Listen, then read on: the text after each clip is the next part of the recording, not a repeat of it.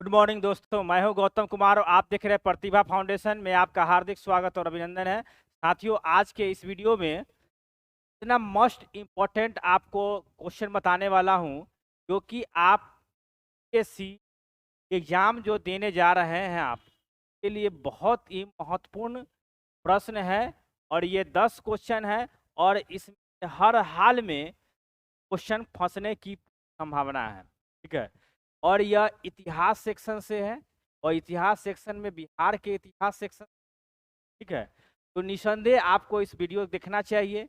और यहाँ तक ये भी मैं बता देना चाहता हूँ, क्या आपको जो बीपीएससी का एग्जाम होने वाला है उसमें भी, यानी कि या एसआई का एग्जाम होगा, बिहार पुलिस का एग्जाम होगा, बिहार से संबंधित जितने भी एग्जाम है में ये वीडियो आपके लिए एकदम संजीवनी बूटी का काम कर सकता है।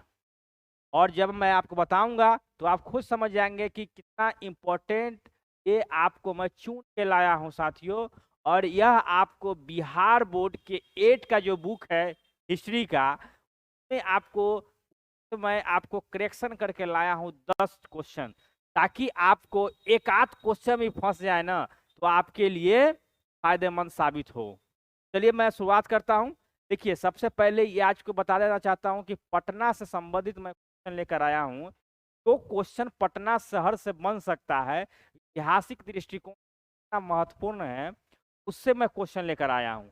सबसे पहले हम ये बात जानेंगे कि पाटलिपुत्र जो आज के डेट में पटना शहर है, उस नगर की ऐतिहासिक रूप से क्या स्थापना किसने की? तो इसकी ऐतिहासिक रूप से स्थापना जो 6ठी शताब्दी ईसा पूर्व में, यानी 600 ईसा पूर्व में अजात शत्रु नामक व्यक्ति ने, अजात शत्रु जो है के द्वारा एक सैनिक शिविर के रूप में किया गया था। यहाँ आप देखिएगा 6ठी शताब्दी ईसा पूर्व है, यहाँ पूर्व कर दीजिएगा। ठीक है। 6ठी पाटलिपुत्र नगर की स्थापना जो है 6ठी शताब्दी ईसा पूर्व में, यानी 600 ईसा पूर्व में आपको अजात शत्रु जो आपको ये राजा थे, का जो है स्थापना वो एक सैनिक के रूप में। और उस समय इनकी राजधानी जो है राजगीर थी। और बाद में जो है ये पाटलिपुत्रा भी ट्रांसफर करते हैं।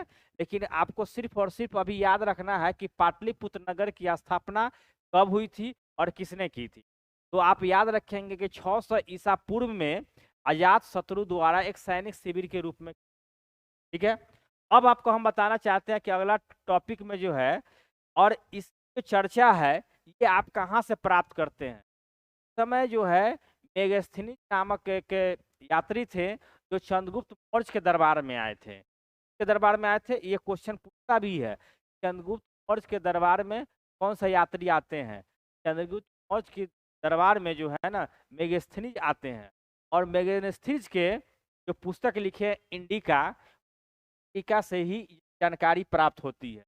देखिए, पाटलिपुत्र के प्रशासन और जीवन के अनेक पहलुओं की विस्तृत जानकारी यहाँ पर छूटा मेगास्थनीज की रचना इंडिका में पाया जाता है। ये जो इंडिका जो है ये आपको मेगास्थनीज जो है लिखा था। ठीक है। मेगास्थनीज लिखा था। और इसके जो बुक था इंडिका, इस इंडिका में ही पटना नगर के प्रशासन और ये आपको जीवन के अनेक पहलुओं, यानी वैभवता सौंदर्यता का वर्णन जो है मेगास्थनीज के बुक जो है आपको इंडिका में ही किया गया है। ठीक है। इसके बाद आपको बता देना चाहते हैं, आप याद रखिएगा कि इंडिका पुस्तक की मतलब रचना किसने, तो मेगास्थनीज।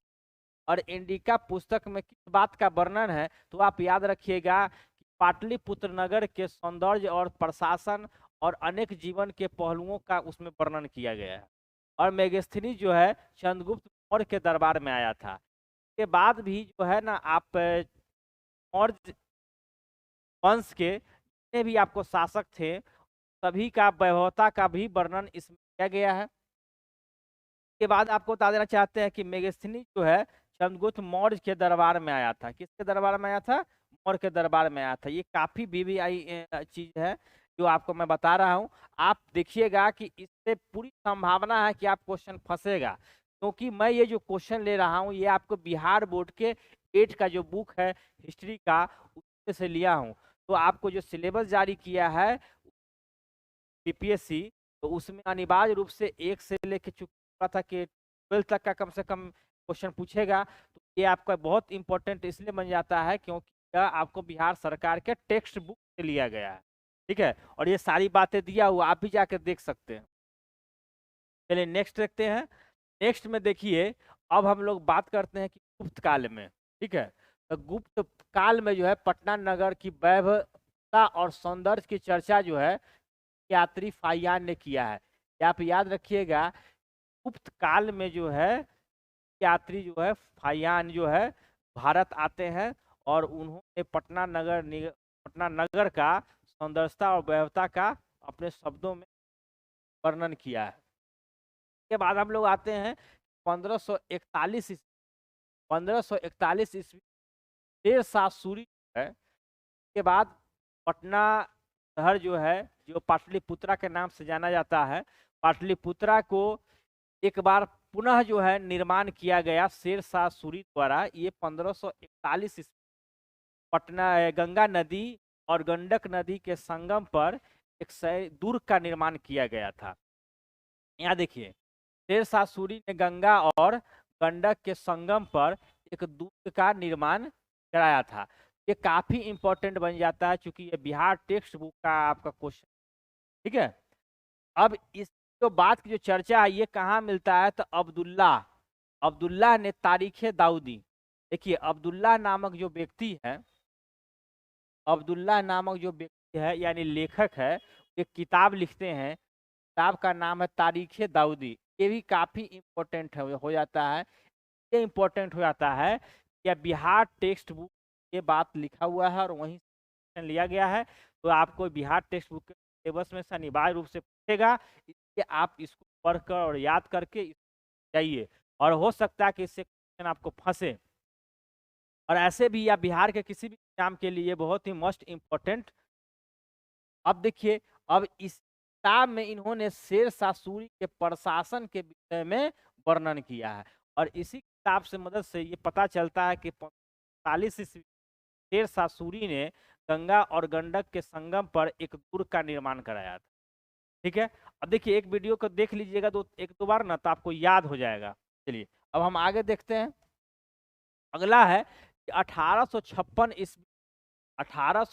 ईस्वी में एक अंग्रेज यात्री, देखिए अंग्रेज यात्री आपको रॉल्फ फिंच पटना नगर का भ्रमण किया था।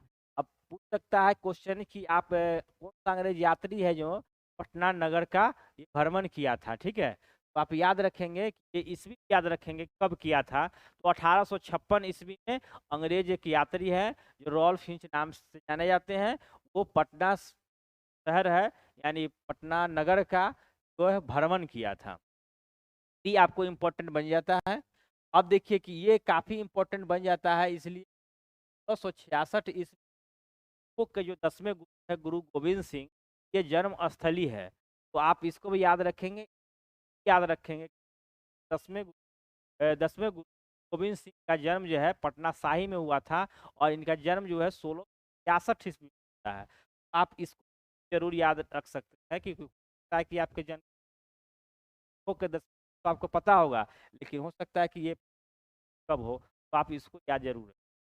अब आगे हम लोग बढ़ते हैं। आगे क्या है, पटना ये पाटलिपुत्रा से जुड़ा हुआ जो क्वेश्चन है, ये मैं आपको बता देना चाहता हूँ कि पाटलिपुत्र के जो नगर के प्रशासन और जीवन के अनेक पहलुओं की चर्चा, देखिए देखिए अब हम लोग